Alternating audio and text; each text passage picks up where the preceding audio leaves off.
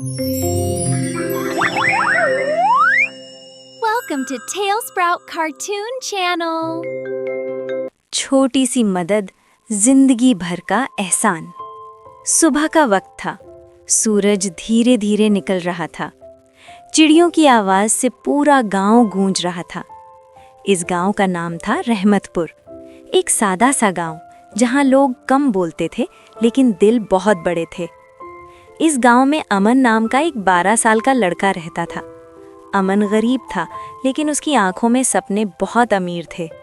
उसके वालिद रोज मजदूरी करते थे और माँ लोगों के घर काम करती थी। अमन रोज स्कूल जाता लेकिन स्कूल के बाद सीधा काम पर लग जाता ताकि घर का बोझ हल्का हो। गांव के किनारे एक बहुत बूढ़ा आदमी रहता था। लोग उसे सिर्फ बाबा कहते थे। बाबा अकेला था, ना बेटा ना बेटी ना कोई अपना। लोग कहते बाबा अजीब है, उससे दूर रहो। गांव के बच्चे बाबा का मजाक उड़ाते। लोग उसे नज़रअंदाज कर देते।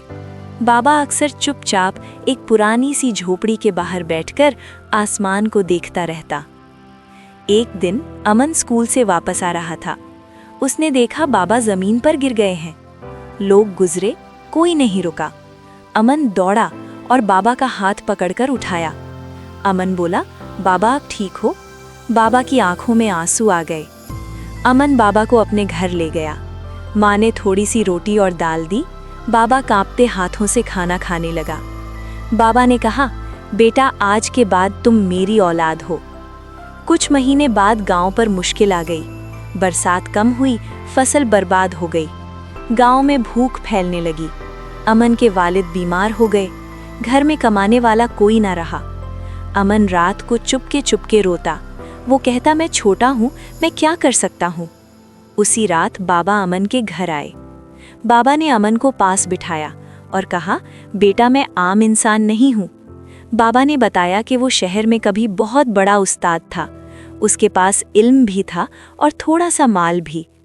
बाबा ने अमन को पढ़ना शुरू कराया, रात को भी दिन को भी। गांव के बच्चे भी आने लगे। छोटी सी मदद अब बड़ी रोशनी बन रही थी।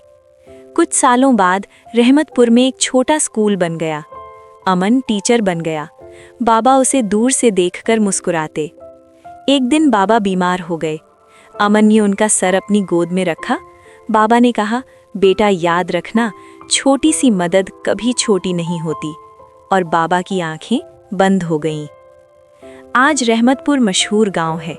स्कूल, क्लिनिक, रोशनी सब कुछ है। हर दीवार पर लिखा है, ये गांव एक छोटी सी मदद से बना है। अमन अक्सर कहता, अगर उस दिन मैं ना रुकता तो मेरी जिंदगी भी ना रुकती। इस कहानी से हमें ये सबक मिलता है कि जो मदद दिल से की जाए वो जिंदगी का रुख बदल देती है।